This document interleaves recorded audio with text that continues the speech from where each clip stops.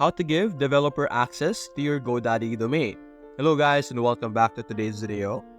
In today's video, we will teach you how you will be able to give an access to a specific domain that you have in GoDaddy. So currently we're in GoDaddy's homepage or the product page, as you can see here.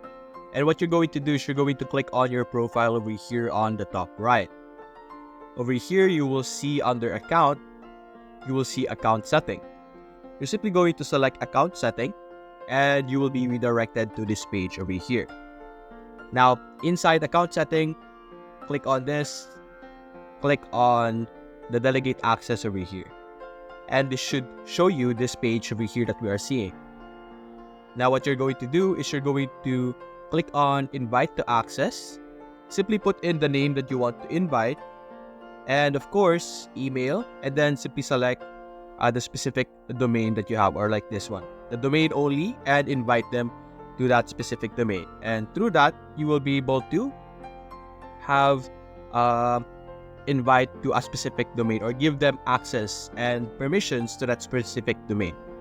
So that's basically it, guys. If you enjoyed this video, leave a like and subscribe. Thanks for watching.